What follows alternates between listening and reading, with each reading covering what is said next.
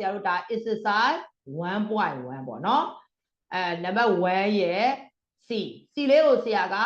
3မှတ်တန်သို့မဟုတ်5မှတ်တန်နဲ့တွက်ချက်တဲ့စနစ်နဲ့ဆိုတွက်ချက်မယ်ပေါ့နော်ကဲဒီပုံစံလေးနဲ့ဆရာတို့လေ့လာမယ်ဟုတ်ပြီကဲဒါဆိုဆရာတို့ပေးထားတာက 5x square minus 2x plus 1 equal to 0ဒါကိုတိတိကသွားခွဲလဲတိတိကခွဲလို့ရမှာ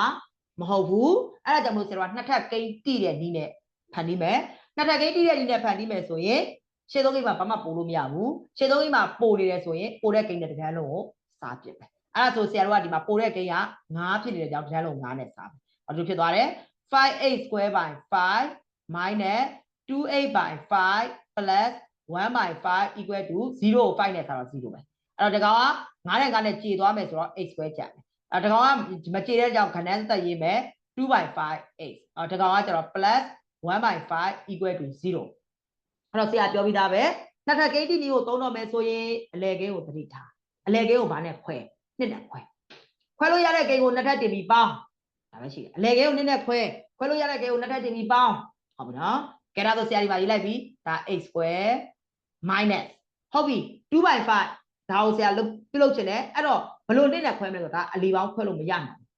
ဟုတ်ပြီနော်ခွဲလို့မရနိုင်တဲ့အဲ့လိုကိန်းမျိုးတွေကြလို့ရှိရင်နှစ်နဲ့မြောက်မယ်နှစ်နဲ့ပြန်စားမယ်နှစ်နဲ့မြောက်ပြီးနှစ်နဲ့ပြန်စားမယ်အဲ့တော့နှစ်က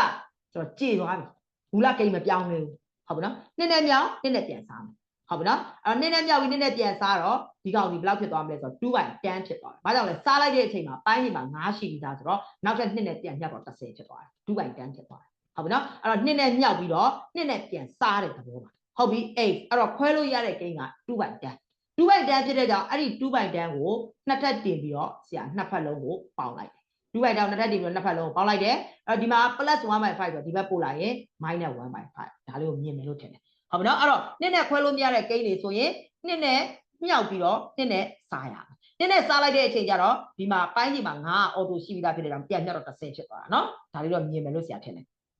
ဟုတ်ပြီအဲ့တော့မှ2 by 10ဆိုတာခြေလို့ရတယ်2 by 10ကိုခြေလိုက်1 by 5ဖြစ်တဲ့ကြောင့်အကုန်လုံးကိုဆရာတို့က1 by 5လို့ခြေလိုက်မယ်အဲ့တော့ 8 square minus 2 into 1 by 5 8 plus ဒီကောင်က1 by 5 the whole square equal to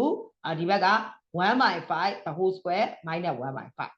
ဟုတ်ပြီဒါကိုဆရာတို့ကပြင်ရတော့မယ်ဆိုရှေ့သုံးကိန်းက